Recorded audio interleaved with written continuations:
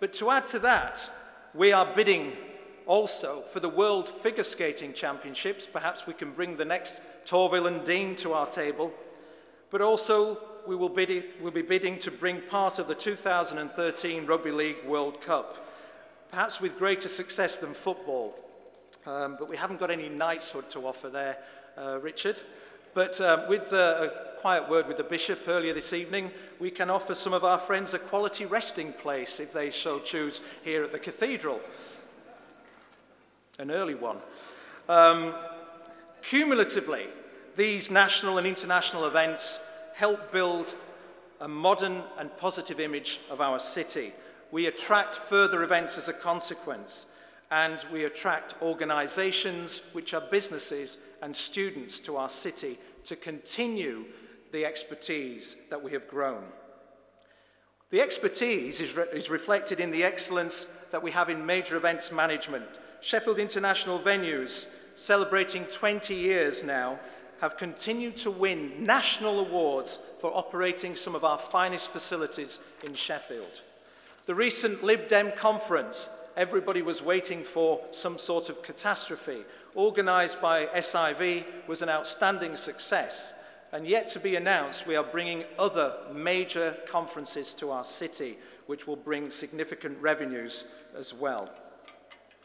In terms of producing local talent, and this is a non-economic factor in sport and leisure, we can inspire young people the same way as Tanny Gray-Thompson has inspired and transformed Paralympic sport. We have, and we can herald people like Sebastian Coe, who beat the French to bring the Olympics to our country, and Jessica Ennis, the face of the city now.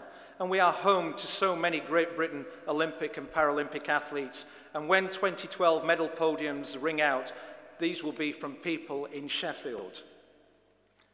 Most recently, though, the Department of Health have been to the city, and they're looking for an Olympic legacy linked to the health of our nation. And they are soon, potentially, to announce 3 cities which will become national centres for sport and exercise medicine. We believe Sheffield is firmly at the heart of those selection choices. And that's a credit to the expertise of not only working with elite performers in our city, but the fact that you had in your question of sport tonight, we are the most sporting, physically active city in the country.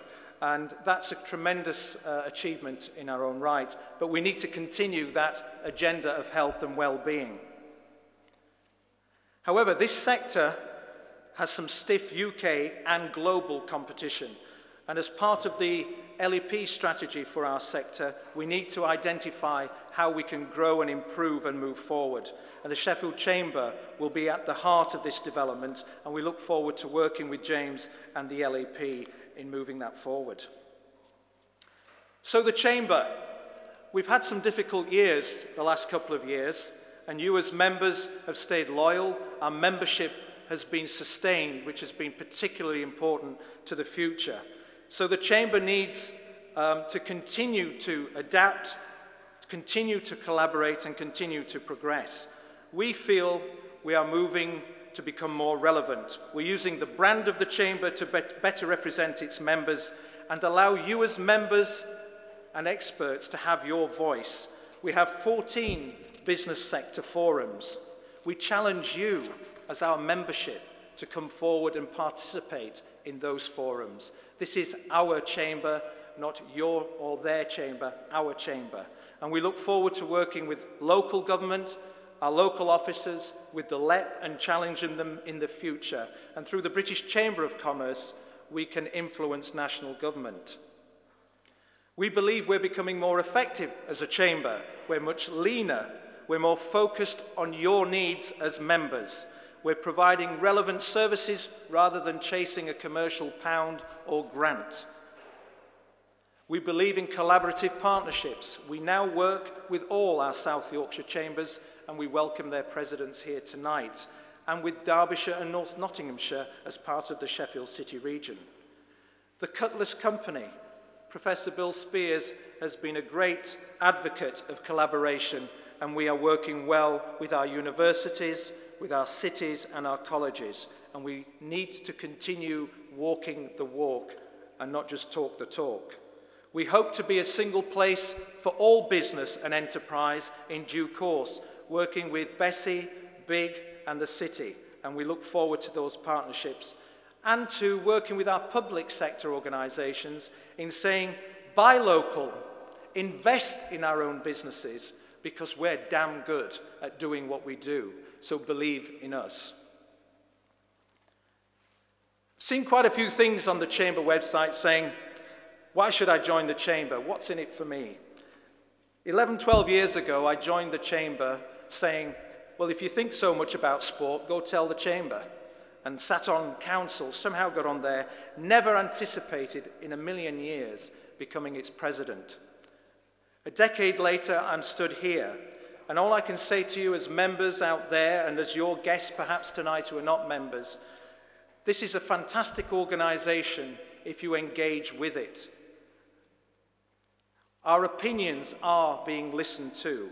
Our micro voices brought together are powerful listening. Our government is listening. We have a voice through our local enterprise partnership, and I would encourage you to be part of it. We do have challenging times ahead, but there are many good news stories.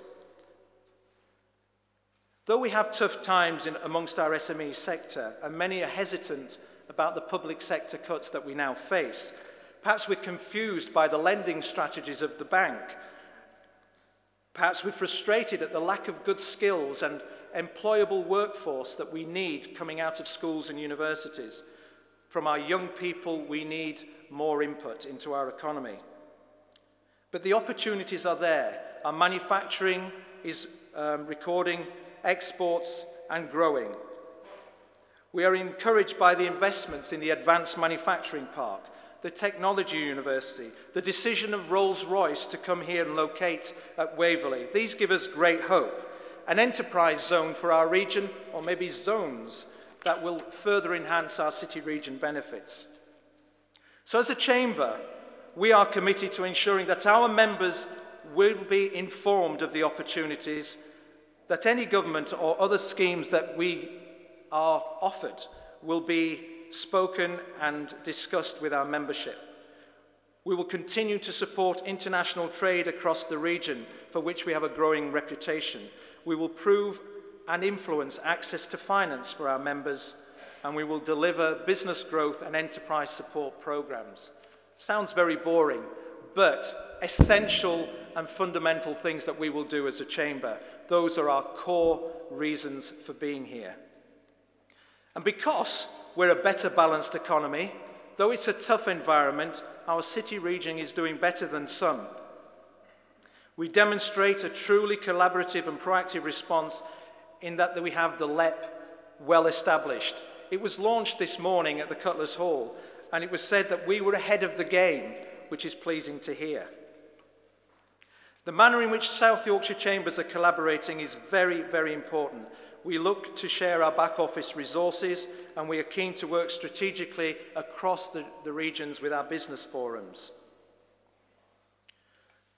We will look to work with our universities, with our patrons and with our colleges, and our manifesto, which we shared with all our political parties locally, is something we will now pursue with Julie Dore, our new Labour leader, who is with us tonight.